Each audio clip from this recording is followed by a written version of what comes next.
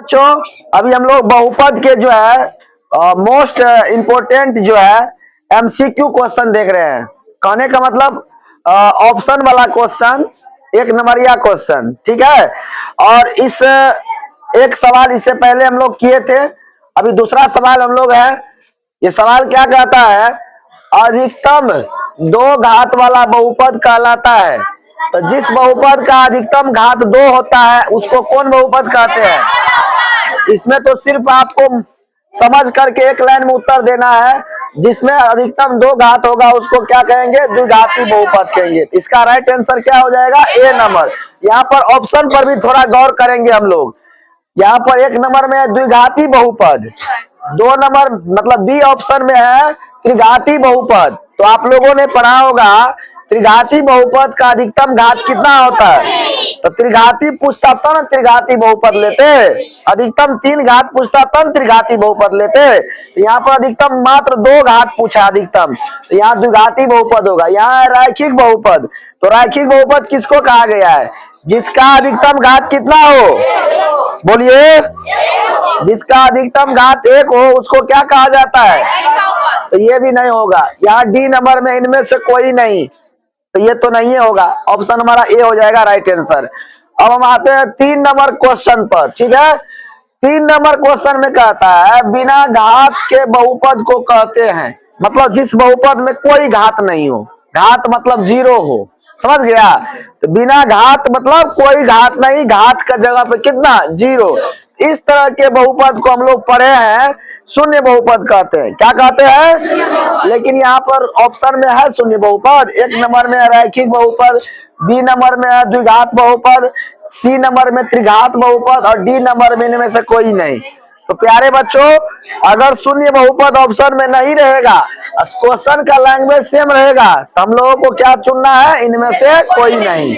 समझे कि नहीं समझे। बिना घात वाले बहुपद को शून्य बहुपद कहते हैं, और जिसमें केवल एक घात हो उसको कौन बहुपद कहते हैं, रैखिक बहुपद या एक घातीय बहुपद। रैखिक बहुपद या जिस बहुपद में अधिकतम 2 घात हो उसको क्या कहते हैं, द्विघातीय बहुपद। जिस बहुपद में अधिकतम 3 घात हो, जिस बहुपद में अधिकतम 4 घात हो, पढ़ाए है सब।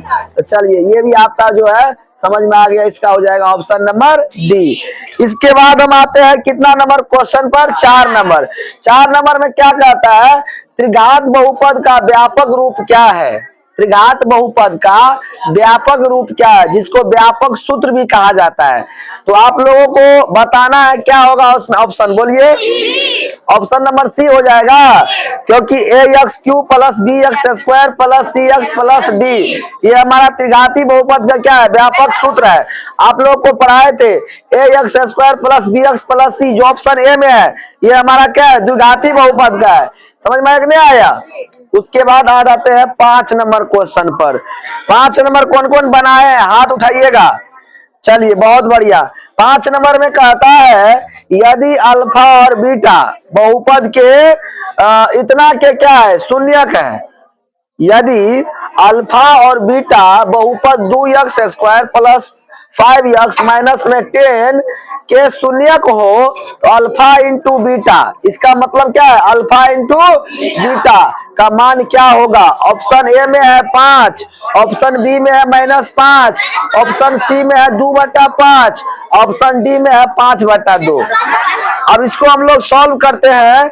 अगर इस तरह का सवाल हमको दिया जाए तो सबसे पहले हमें याद करना है अल्फा इंटू बीटा बराबर होता क्या है। तो अल्फा इंटू बीटा बराबर होता है C/A। कहने का मतलब C का मान अचर संख्या, तो C का मान कितना होगा, माइनस में 10 होगा। और A का मान कितना है, एक्स स्क्वायर गुणांक A का मान होता है। प्यारे बच्चों इसमें थोड़ा ध्यान रखिएगा, इसका व्यापक सूत्र होता है ax² plus bx plus c। द्विघाती बहुपद में जो होता है वो x² का मान मतलब x² गुणांक क्या होता है, a होता है। यानी कि a का मान हो जाएगा आपको कितना, यहाँ a का मान कितना है, x² गुणांक कितना है 5। उसके बाद b का मान x का गुणांक होता है, सॉरी b का मान होता है x का गुणांक, b का मान कितना है 5। और सी का मान होता है अचर राशि, तो माइनस में 10। और आप लोगों को मालूम था अल्फा गुना बीटा या अल्फा इंटू बीटा बराबर क्या होता है सी बटा ए।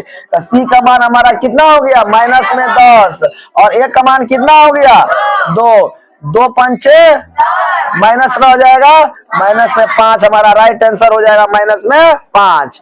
जिसका जिसका ऑप्शन बी सही मतलब लगाए थे उसका सही होगा। प्यारे बच्चों